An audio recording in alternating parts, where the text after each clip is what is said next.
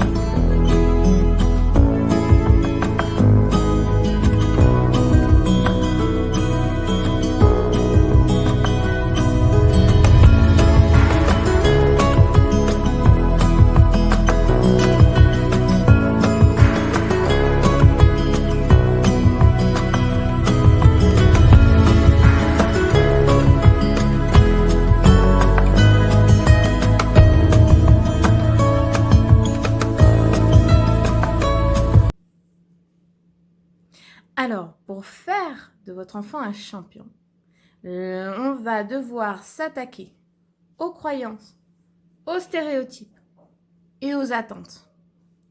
Première étape. Et on va parler, sans plus attendre, de plasticité cérébrale.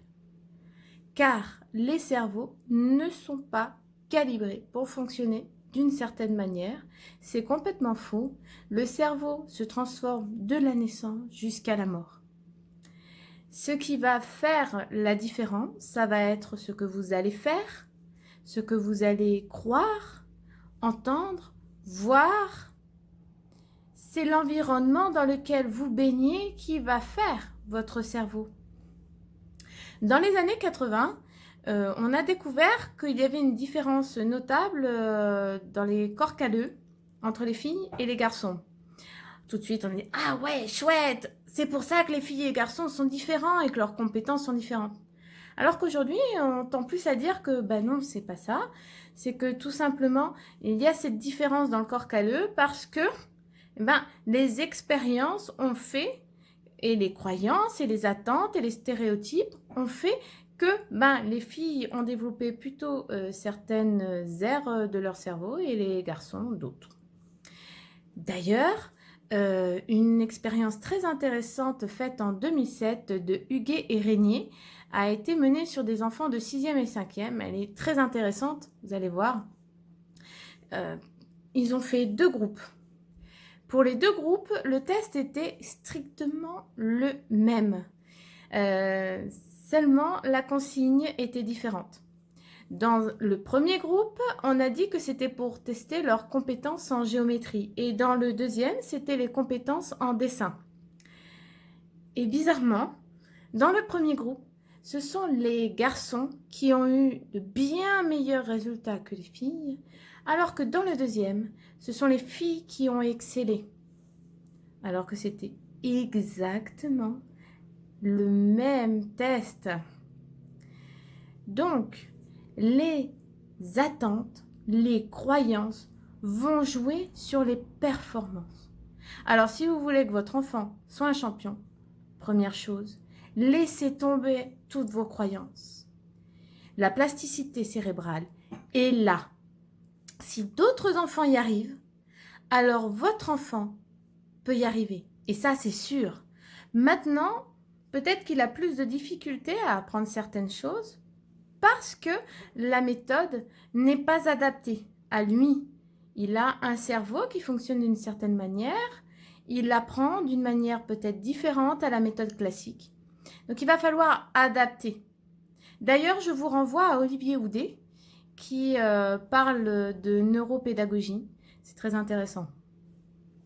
Alors, par exemple, si votre enfant a des difficultés pour apprendre les multiplications, peut-être qu'il y arrivera plus facilement d'une manière ludique ou tactile. Vous pouvez, par exemple, utiliser les cartes à toto. Ça peut être intéressant. Troisième étape, Si vous voulez que votre enfant y arrive, ben répétez-vous qu'il va y arriver. La neuroplasticité est là. Donc, il va y arriver. C'est sûr, il nous faudra peut-être du temps pour y arriver, mais il y arrivera. S'il veut y arriver, il y arrivera. C'est certain. Dernière chose très importante, s'il échoue, ben c'est peut-être pas si mal que ça. Des fois, c'est en tombant qu'on apprend à ne plus tomber. Et ce qui est important, c'est le feedback, c'est le retour que vous allez faire. C'est sûr, si vous êtes « Oh, c'est triste, tu as raté, oh, il y en a marre, tu n'y arrives jamais », c'est sûr que ça va peut-être pas être positif pour lui. Mais par contre, si vous le voyez d'une manière positive, vous dites « Ah, t'as vu, t'as échoué, mais grâce à ça, ça t'a permis de comprendre telle chose, ça t'a permis de développer telle chose en toi, et aujourd'hui, eh ben, grâce à ça, tu peux faire telle chose. » Ça va faire une grande différence dans son développement.